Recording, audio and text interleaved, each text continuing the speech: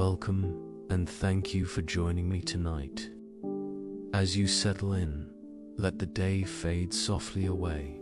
Tonight, we journey into the mists of Britain, to a time when kings and knights lived in story as much as in memory.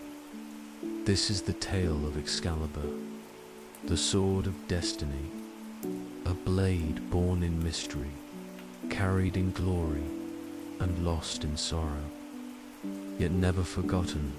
So close your eyes, breathe deep, and let the story unfold. The mists of Avalon.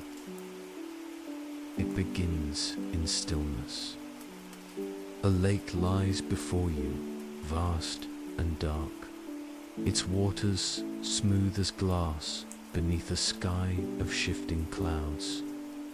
Mist curls along its surface, soft and pale, wrapping the isle at its center in veils of silver. This is Avalon, a place where the world of men and the world of magic touch, where time bends and where stories are born. The air is cool, carrying the scent of water lilies and wet earth. Willows bow low over the shore, their branches trailing. Across the surface, their reflections rippling faintly in the water. The silence is deep, but not empty. It hums alive with presence, with something ancient, something waiting. Legends whisper that Avalon is the cradle of Excalibur, that here, in its hidden waters, the Lady of the Lake guards what mortals cannot. She keeps the blade not as treasure, but as promise, a gift only for the hand of destiny, a burden only the true can bear. You step softly along the shore. The moss cushions your feet, damp and cool. The fog thickens, then parts, revealing the faint outline of the isle, tall trees glowing faintly, their leaves silver in the mist, their roots coiled deep into waters untouched by time. A stillness settles over you, as though the world itself holds its breath. The lake stirs, a ripple spreads, slow and wide, reaching outward in perfect circles. Then the water breaks. A hand rises from the depths, pale as moonlight droplets, falling like jewels from its skin. Its fingers are long, graceful, steady, and in its grasp glimmers steel faint, at first, then brighter, sharper, alive with light that cuts even through the fog. Excalibur the blade gleams, though no sun touches. Its hilt is wrought with patterns that shift like waves, its edges flawless, its presence undeniable. It does not look forged. It looks eternal, as though it has always been, waiting beneath the water, waiting for the one it was meant for. The hand holds it high, the mist swirling tighter, the glow brighter. It does not offer it to you, not yet. The sword remains in Avalon, sleeping in the care of the lady, a secret, a promise, a destiny not yet fulfilled. Then, as suddenly as it appeared, the hand sinks. The water closes, the mist folds, the glow fades. Only ripples remain, vanishing slowly into stillness. You stand at the water's edge, the silence deep once more, but within you the vision lingers, the hand, the blade, the promise of what is. To come, Excalibur waits, and soon the world will remember it. The sword in the stone, far from the misty lake of Avalon, in the heart of Britain, a city stirred beneath the chill of winter. Its streets were narrow, lined with wooden houses pressed close together, smoke rising faintly from their hearths. The people moved with purpose, but also with weight, for the kingdom had no king, and without a king there was no order. Knights quarreled, lords schemed, and whispers of war hung heavy in the air. At the center of the city square, where once a market bustled with merchants and voices, now stood something strange, a stone broad and weathered, its surface etched with cracks of age, and from its heart rose a sword. No craftsman had placed it there, no blacksmith had claimed it. It appeared, so the people said, on a morning veiled with frost, as though the earth itself had lifted it upward. Its blade gleamed, faintly even in shadow, untouched by rust or dirt, while its hilt shone with golden patterns that caught the eye of every passerby. But most curious of all was the inscription carved into the stone beneath it. Words that no hand had written, yet all could read. Whoso pulleth this sword from this stone is rightwise born King of all Britain. The square grew quiet the day. It appeared. Men gathered, knights in their armor, lords in their cloaks, common folk in their woolen hoods. They stared, they whispered, they argued. Surely the sword was meant for one of noble blood. Surely it belonged to a knight proven in battle. Surely it was a sign. One by one they came. Knights stepped forward, their armor clanking, their gauntlets gripping the hilt. They strained, pulled, twisted, heaved. The blade did not move, not an inch, not a hair. The stone held it fast, as if the two were bound by more than earth. Lords tried next. With rings on their fingers and pride in their eyes, they wrapped their hands around the hilt, certain of their worth. But the sword remained, its glow steady, its silence unbroken. The crowd muttered, hope shifting, pride souring, even common. Men tried, in secret when no one watched, slipping into the square at dawn or dusk, their hands trembling as they grasped the hilt. But the result was always the same. The sword did not move. Seasons passed.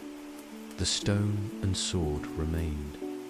Snow fell, melted, and fell again.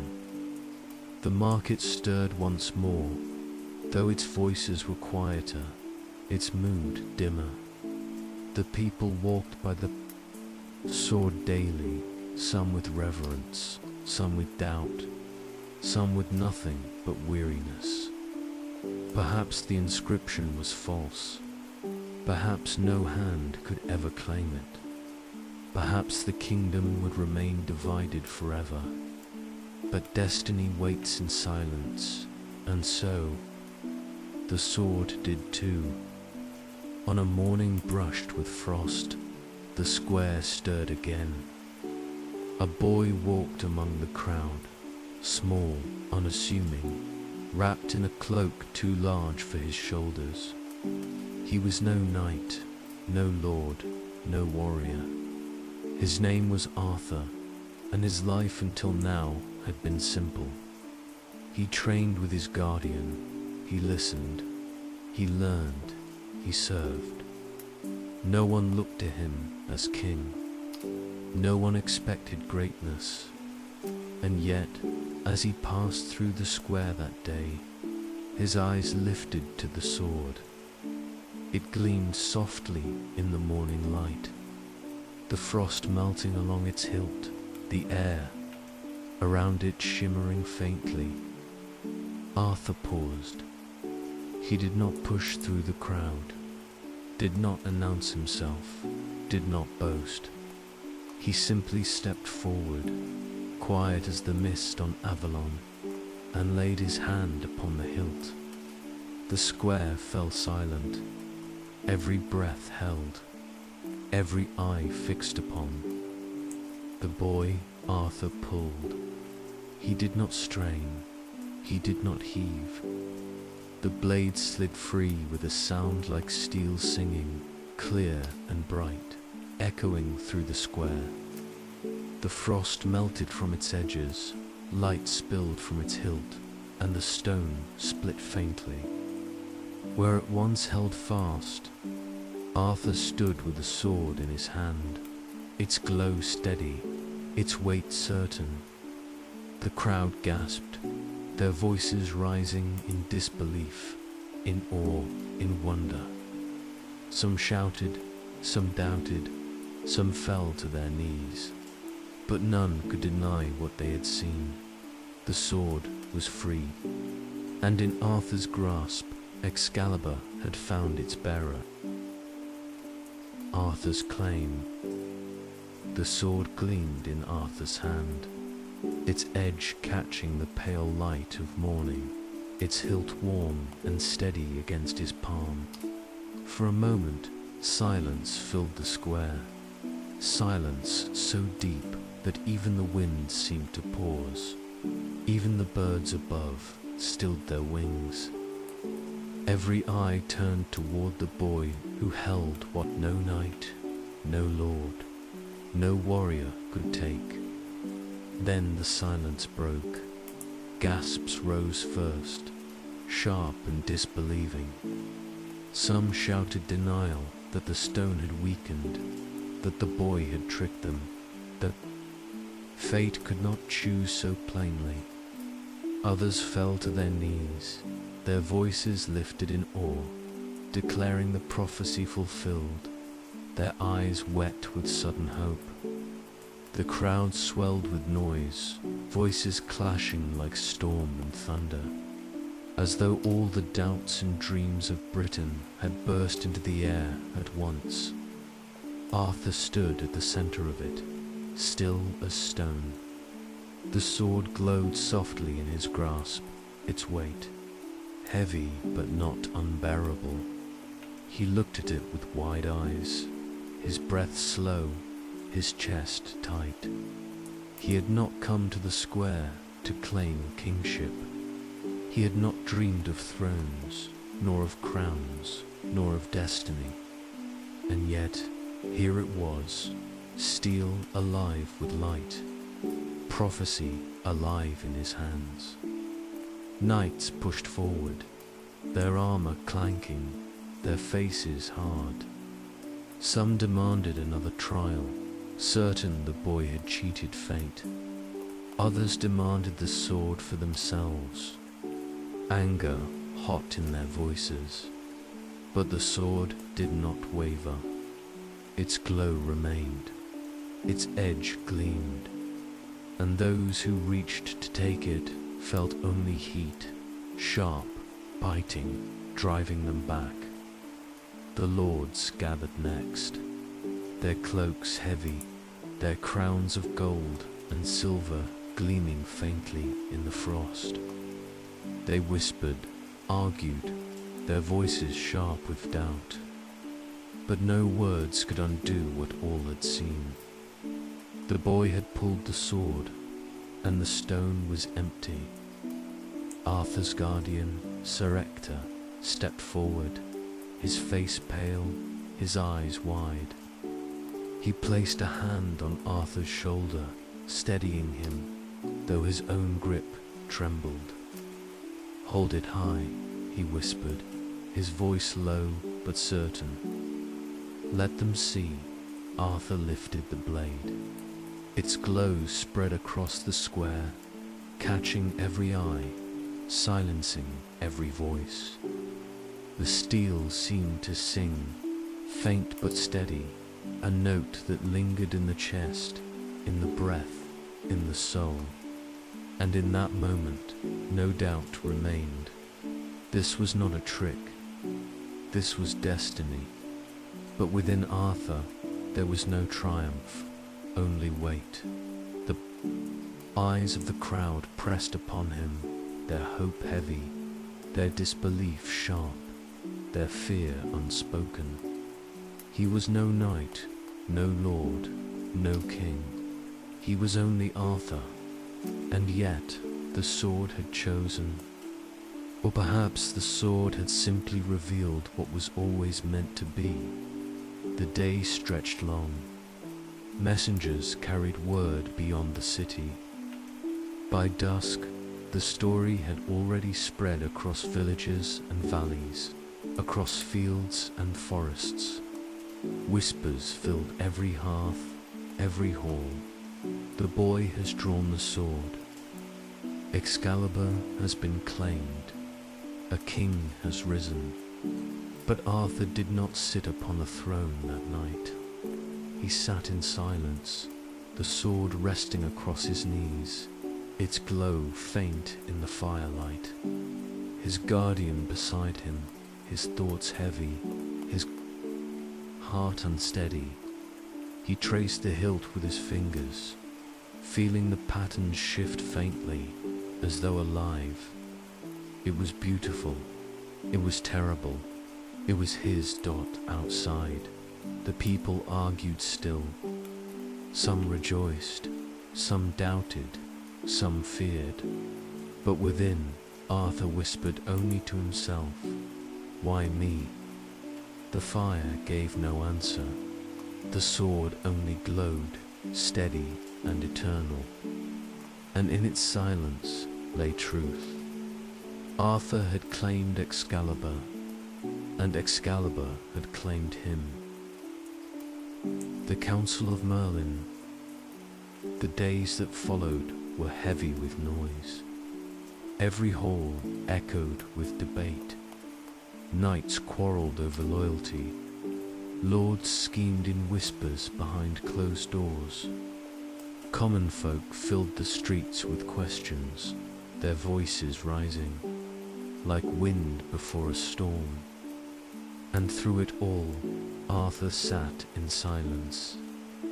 The sword lay across his knees, glowing faintly in the firelight, its weight constant, its presence undeniable. He traced its hilt, its patterns shifting beneath his fingers like flowing water, and wondered what he had become. It was then that a figure came to him, cloaked in grey, his staff in hand, his beard long as snow, his eyes sharp as flame. Merlin.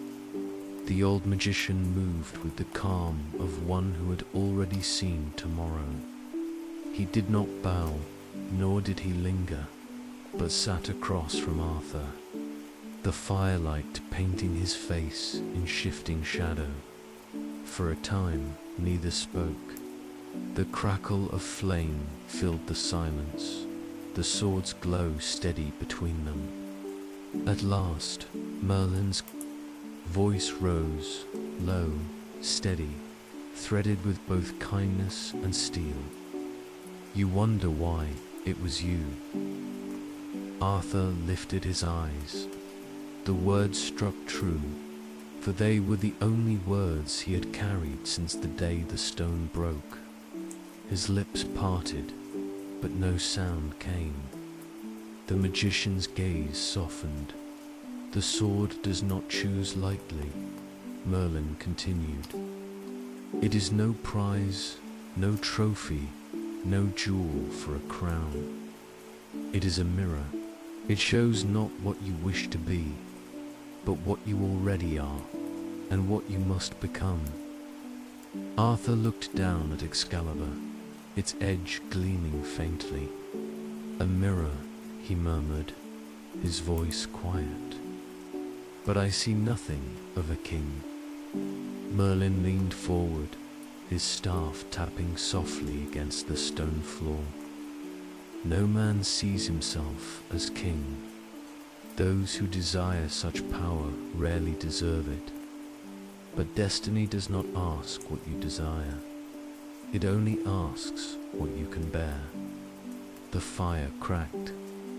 The room felt smaller, its walls pressing inward, the weight of the words sinking into Arthur's chest.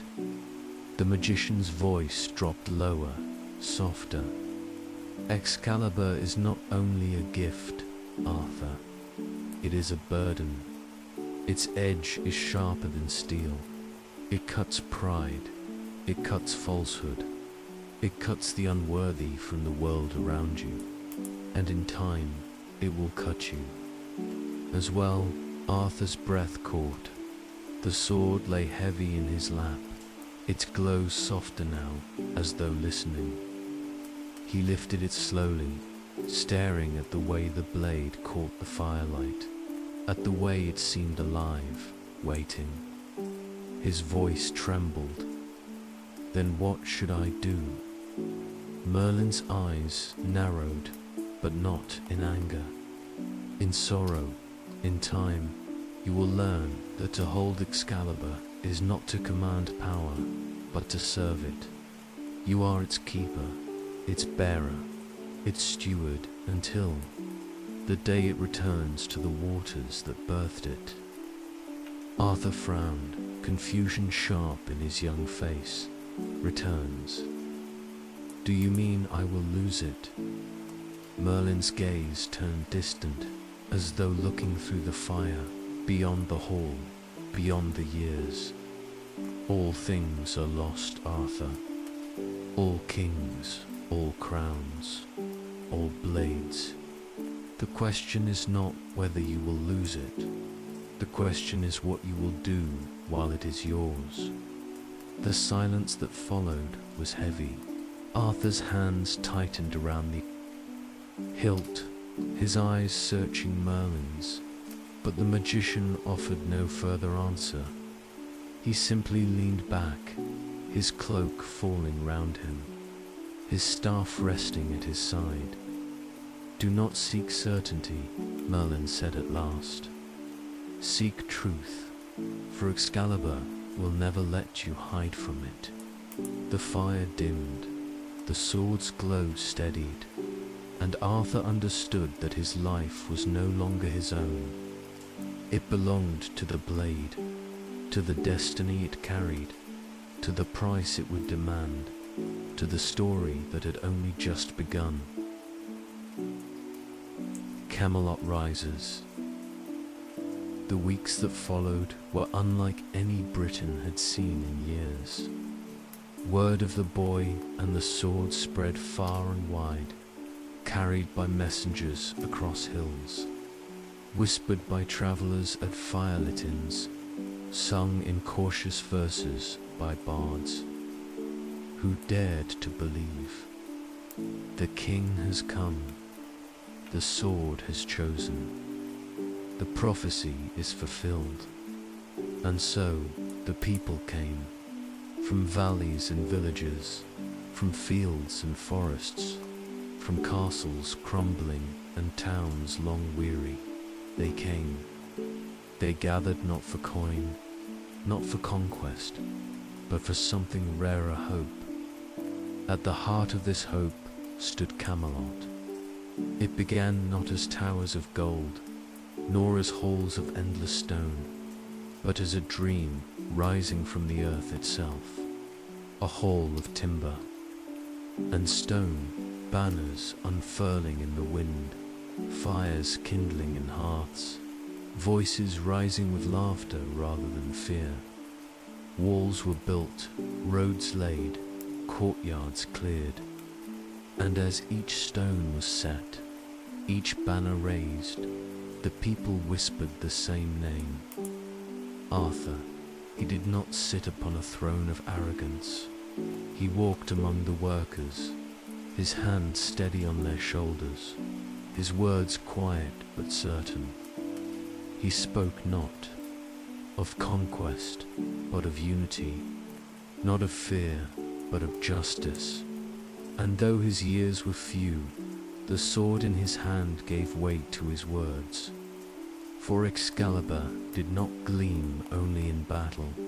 It gleamed in every moment. It was lifted with honor, with fairness, with truth.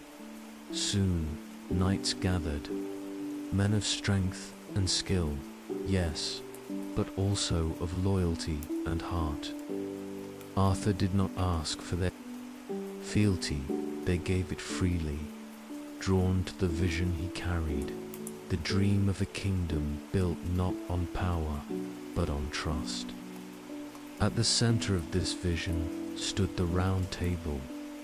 It was a simple thing at first, wood polished smooth, its surface broad and unbroken, its edges wide enough to seat many, but it carried meaning greater than gold or jewels. Here, no knight sat above another. Here, every voice carried equal weight. Here, Arthur's dream of unity took form, shaped not in marble or stone, but in the fellowship of those who believed. And always, upon the wall, or across Arthur's knees, or in his steady hand, gleamed Excalibur. Its blade caught the light of every torch, its hilt shimmered with patterns that seemed to breathe. Its presence a constant reminder that their kingdom was not born of chance, but of destiny. The people felt it too. In the markets, in the fields, in the halls of Camelot, they whispered not only of Arthur, but of the sword.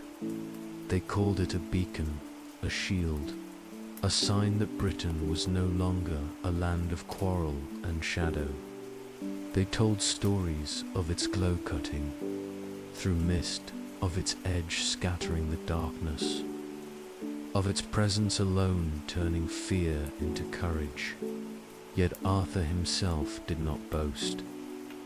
Each night, when the hall grew quiet and the fires burned low, he sat alone with the blade resting before him. He traced the hilt with his fingers, watched the way its glow pulsed faintly in the dark, and remembered Merlin's words, a gift and a burden, a mirror and a price. He felt it already, the weight of expectation, the eyes of his people, the hope of a kingdom resting not on him alone, but on the steel he carried. And though his heart was steady, it trembled faintly beneath the truth. He was no longer simply Arthur. He was the king of Camelot, and Excalibur was both his crown and his chain. But for now, the halls rang with laughter. The torches burned bright. The knights pledged their loyalty, and the dream of Camelot rose from the earth like dawn after endless night. The Lady of the Lake. Though Camelot flourished, though the halls filled with laughter and song, Arthur's thoughts often drifted to the sword. Excalibur was steady in his hand, sure in its weight, but there were moments, quiet moments, when the hall had emptied and the fires burned low, when the blades seemed to whisper, not in words, but in presence, a pull, a reminder that it was more than steel, more than symbol. It was alive, bound to something older than kingship, older than crowns. And so one night, guided by instinct as much as by counsel, Arthur rode beyond the walls of Camelot. The moon hung pale above the hills, the fields silver in its glow. The forest stirred with the rustle of leaves, the hush of owls, the distant cry of wolves. He rode until the land opened, until the trees parted, until the waters stretched before him once more. The lake of Avalon lay still, its surface smooth, its mist curling like breath across the shore. Arthur dismounted, his steps soft upon the moss. The air carried the scent of lilies and damp earth, the silence deeper than night itself. Excalibur glowed faintly at his side, its light reflecting upon the water, casting ripples, though no stone had been thrown. He paused at the edge. The memory of the hand, pale and sure, lingered. The lady of the lake, keeper of what men could not hold, guardian of the sword that now rested in his grasp.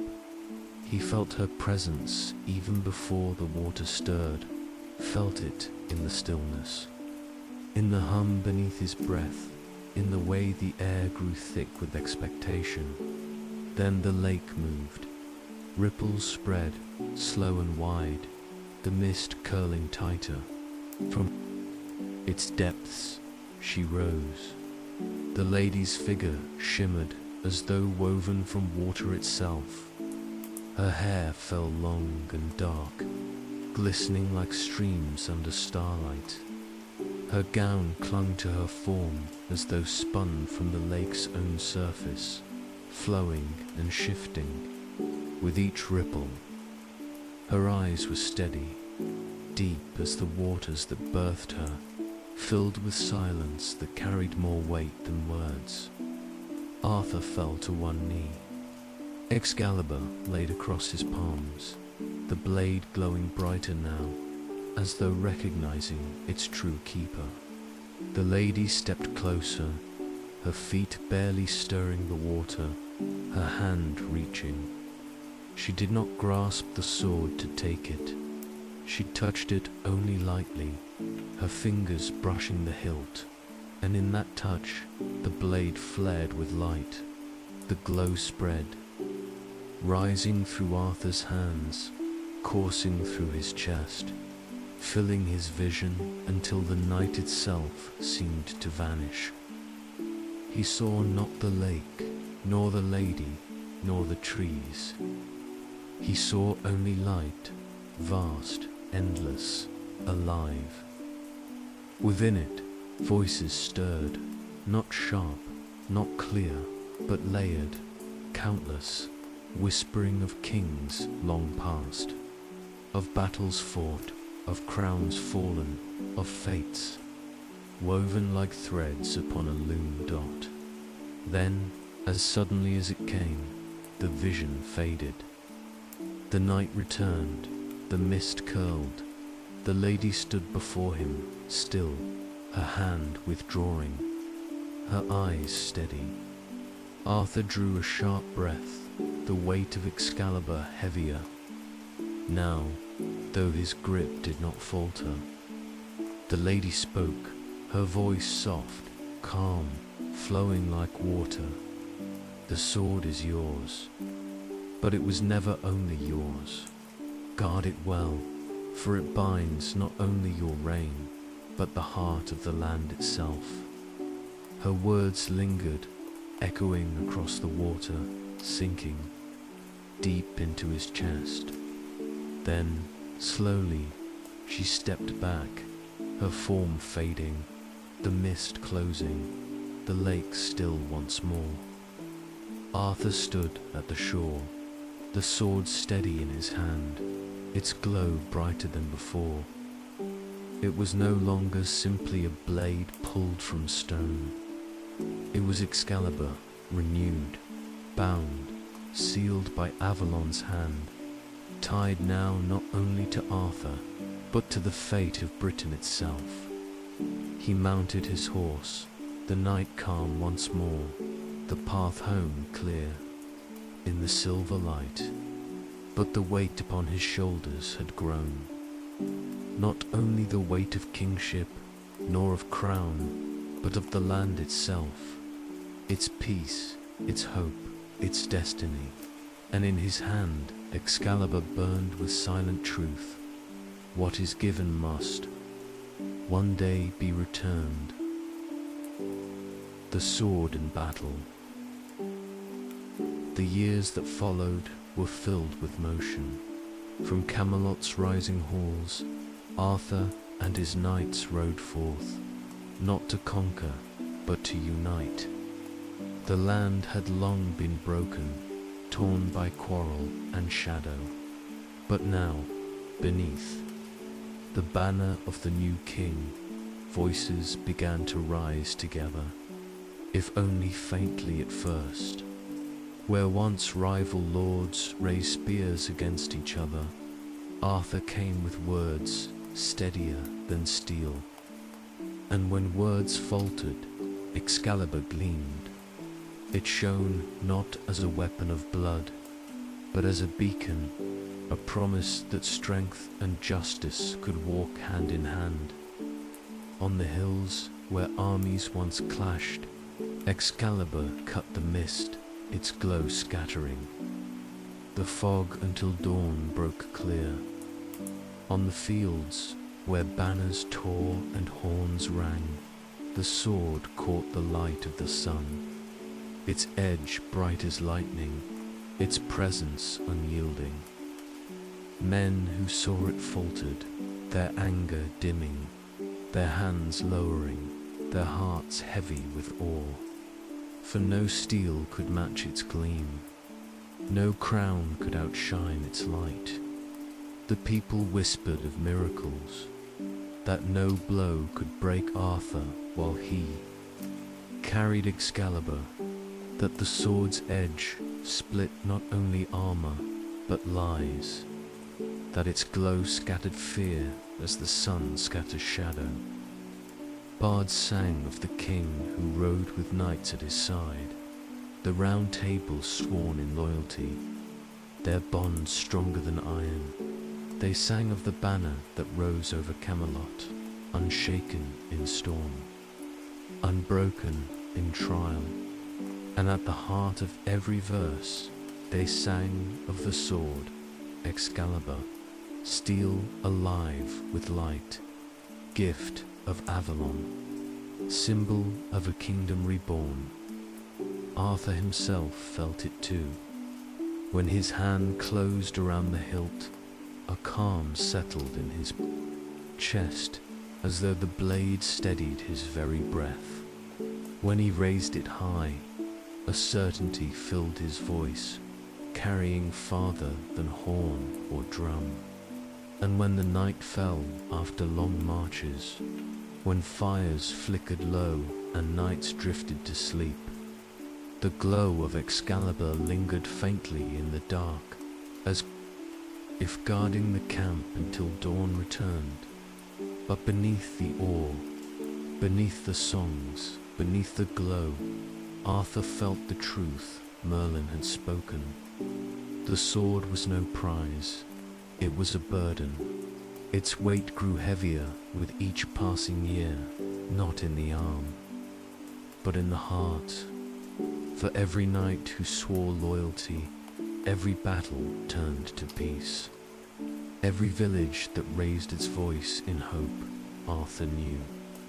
They trusted not only him, they trusted the sword, and in quiet moments he wondered, did they follow Arthur, or did they follow Excalibur? The nights stretched long, the fires dimmed, and when the king sat alone, the blade resting before him, its glow steady and calm, he traced its hilt with his fingers and whispered the question to the steel. The sword gave no answer, it only gleamed, patient, eternal, waiting. And so the years passed, golden years, the bards would call them. Years of unity, of fellowship, of dreams made real beneath Camelot's walls. But golden years do not last forever. Shadows stir even in the brightest halls, and the glow of Excalibur, though eternal, cannot silence every whisper.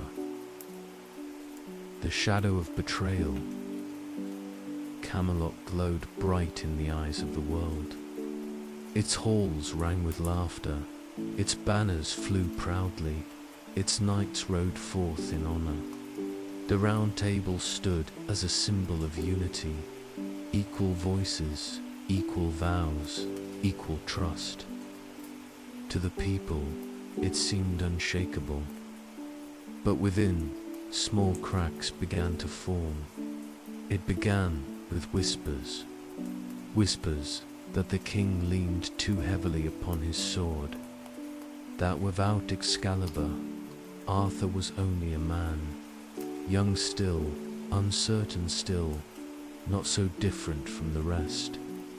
Whispers that perhaps the crown belonged not to destiny, but to those strong enough to seize it. The sword itself grew heavier in Arthur's hand, not in the arm, but in the heart. Each time he lifted it, he felt not triumph, but burden. Each time it gleamed, he wondered if the eyes that followed him saw Arthur the king, or only the blade of Avalon. The halls of Camelot grew crowded with ambition. Knights who once swore loyalty began to measure themselves against one another. Allies weighed their pride against their oaths. Even those closest to Arthur felt the pull of envy, of doubt, of desires that could not be silenced. At the center of it all stood Excalibur, gleaming still, alive still, but now its glow seemed sharper, colder. It cut not only through shadow beyond the walls, but through hearts within. Merlin had warned him, the sword reveals, and now it revealed not only strength, but fracture. Arthur felt it most with those dearest to him. The glances that lingered too long, the silences that carried more than words. The trust that once flowed freely, now strained, now tested, even in the presence of his queen, Guinevere, and his truest knight, Lancelot. The air grew heavy with things unspoken, love, loyalty, jealousy, longing, all tangled together, threads that no hand could easily unravel. At night, when the hall was still, Arthur laid Excalibur upon the Round Table, its blade gleaming faintly in the torchlight. The knights sat around it, their faces lit by its glow, their eyes drawn always to the steel. The sword lay at the center, silent yet commanding, its presence greater than all their voices. And Arthur wondered, did they sit for him, or for it? Dreams troubled his sleep. He saw the sword heavy in his hands, its glow dimming, its edge dulling. He saw the Round Table splinter, its circle broken. He saw Camelot's banners torn, its towers shrouded in mist. And always, at the edge of his vision, the lake waited, the lady's pale hand rising once more, reaching. He woke with a start, the blade glowing steady beside him, unchanged, eternal. But the unease did not fade. The whispers grew, louder, the shadows deeper, and the burden heavier. Camelot still gleamed, its walls strong, its halls alive. But beneath the laughter, beneath the banners, beneath the glow of Excalibur, the cracks widened, and Arthur knew, though he would not yet speak it, the golden years could not last forever. The final battle. The day came when Camelot could no longer hold its shadows. Whispers sharpened into words, words hardened into divisions, and divisions broke into war. What had begun as small fractures within the Round Table grew into cracks. too wide to mend. Knights once bound in fellowship now raised banners against one another. The dream that had risen so bright began to dim. Arthur stood at the heart of it all, Excalibur steady in his hand. Its glow had not faded, but its weight was heavier than ever. He could feel it in his chest, in his breath, in the silence of his thoughts. The sword was more than steel, it was a mirror, and now it reflected not only unity, but sorrow. The battlefield stretched wide, rolling with fog that clung to the earth, swallowing banners, muffling horns. The grass lay wet with dew, the air damp with silence, broken only by the shuffle of armor, the creak of leather, the sharp cry of ravens circling above. Men stood in ranks, their faces pale, their eyes steady but heavy. They were not strangers. They were brothers, once seated side by side at the round table. And now they faced one another across the mist. Arthur raised Excalibur.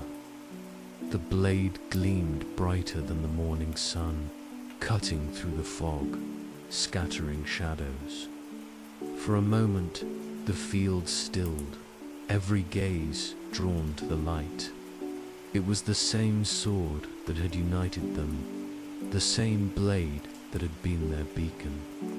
And now it gleamed one last time, not as promise, but as farewell. The clash came like thunder, not the roar of storm, but the slow, heavy meeting of destinies long entwined. The ground shook beneath the weight of men and steel. The air filled with horns, with cries, with the groan of wood and iron. But above it all, brighter than all, Excalibur shone. Arthur moved through the mist, the sword steady in his grasp. Its light guided him, shielded him, steadied him, but each swing carried not triumph, but sorrow. He did not see enemies before him. He saw brothers, faces once lit by the same fire, voices once joined in the same oath. And with each step, his heart grew heavier, the burden of the blade pressing harder. Hours passed, though it felt as though time itself had slowed, stretched, held in the grip of fate. The field dimmed beneath clouds, the fog thickened, the cries grew fewer, and at the last Arthur stood wounded, his breath shallow, his strength fading. Excalibur still gleamed, its glow unwavering, though his grip trembled upon the hilt dot around him.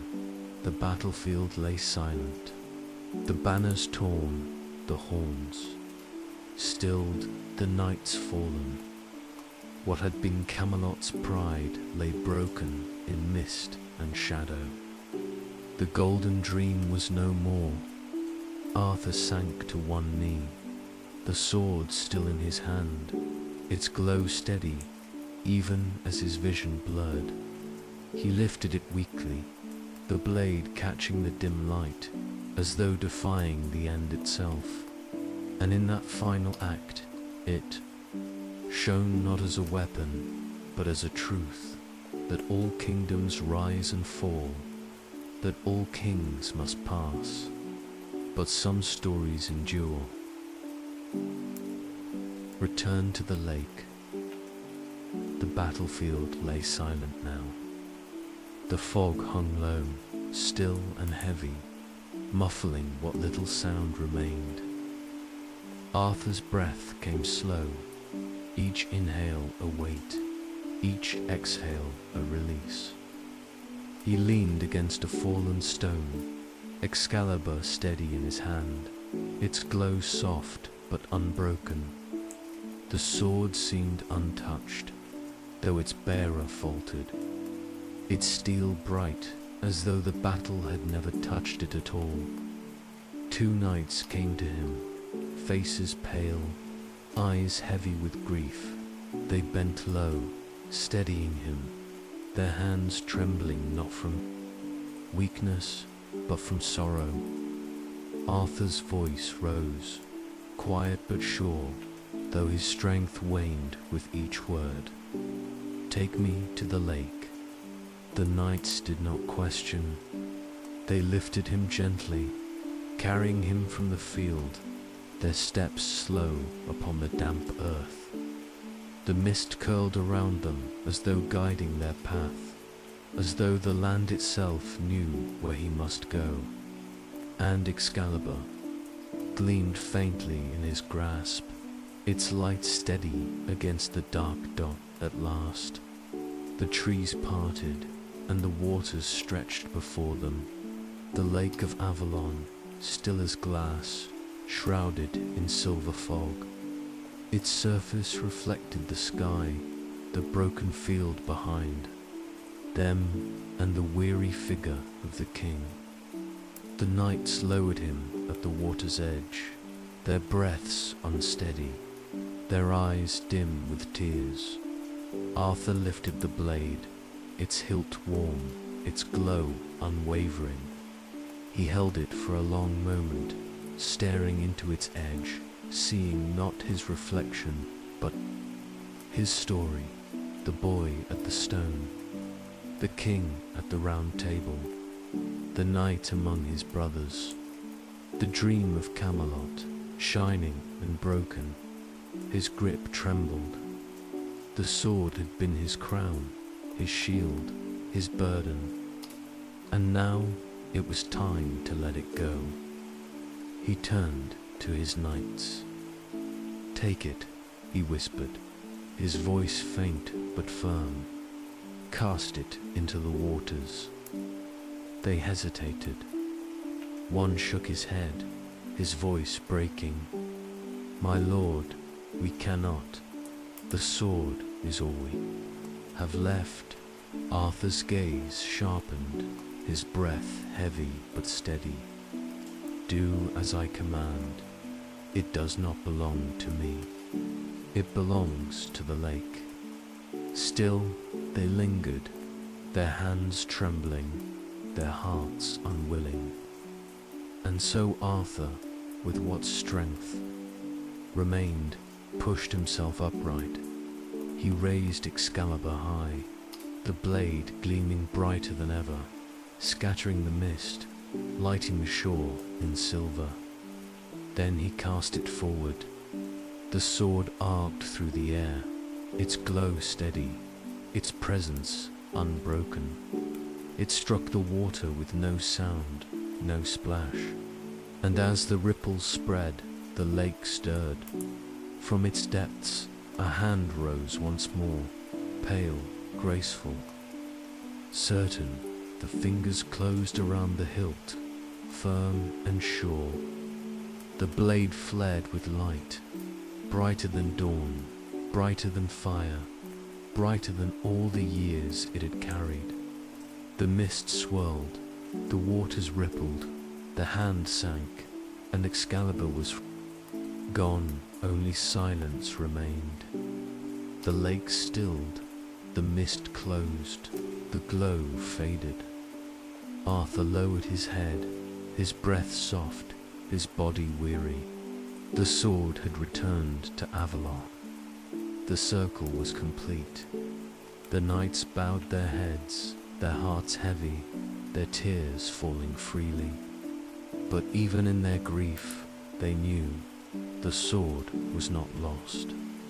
It had only gone home, and as Arthur's eyes dimmed, his lips formed a final whisper, carried not to his knights, but to the waters themselves. Guard it well, until the day it is needed again. The once and future king. The sword was gone. The lake lay still once more, its surface smooth as glass, its mist curling softly above the waters. Excalibur had returned to Avalon, claimed again by the hand that once offered it, hidden now in depths no mortal eye could pierce. But though the blade was gone, its light lingered faintly, shimmering across the ripples, glowing in memory. Arthur sank against the moss, his strength nearly spent. The knights bent close, their tears falling freely, their voices hushed as though afraid to break the silence. Yet Arthur did not weep. His gaze turned to the waters, steady and calm, his breath slow, his chest rising with the rhythm of the earth itself. He had been boy and king, warrior and dreamer. He had borne the crown, carried the sword, held the hope of a kingdom in his hands. And now, though Camelot lay broken, though the Round Table had splintered, though banners had fallen, Arthur did not despair, for he knew what others could not, that stories do not end. They rest, they wait, they return. The mist thickened. From the far shore, the shape of a boat emerged, long and narrow, its prow carved with patterns of stars, its timbers gleaming faintly as though woven from starlight. Itself. Upon it stood figures cloaked in silver, their faces hidden, their forms graceful and still. The boat drifted without oar, without sail, gliding across the water as though guided by the lake itself. The knights stepped back in awe, their breaths caught in their throats, their hearts struck silent by what they beheld. The boat reached the shore. The cloaked figures extended their hands, their gestures soft, patient, certain. Arthur's knights lifted him gently, laying him upon the boat. The king's eyes closed, his breath slow, his body weary but unafraid. The figures stood over him, their forms like shadows of light, their silence deeper than words. The boat drifted back into the mist, carrying Arthur toward Avalon. The knights watched from the shore, their tears falling, their hearts torn. They did not know if they would ever see him again. But within their sorrow lay something else, something quiet, something steady. For they knew that though Arthur was gone, he was not lost. He had been carried into the mists, into Avalon, where time does not move as it does in the world of men. And the whispers rose, soft but certain. The king will return, the once and future king. When Britain needs him most, Arthur shall rise again, and Excalibur will gleam once more. The mist swallowed the boat, the lake stilled, the night grew quiet. The knights turned from the shore, their hearts heavy, their steps slow. But behind them the story remained, carried in memory, carried in song, carried in the silence of the lake. And though the years would pass, though kingdoms would rise and fall, though the world itself would change, one truth lingered eternal. Excalibur rests, Arthur waits. The story is not ended. The mists of Avalon drift, soft and eternal. The lake lies still, holding in silence what the world has lost. Excalibur rests beneath its waters, its glow hidden, its power sleeping, waiting. Arthur has been carried beyond the veil, his story unfinished, his fate unspoken. Yet his name endures, whispered in fireside songs, carved into the memory of stone, carried in dreams from age to age. Perhaps one day the mists will part again. Perhaps the hand of the lady will rise, offering the sword once more. Perhaps the king will return, as the stories say, when the land calls out for him. Until then, Excalibur sleeps, and the story rests, not ended, only waiting.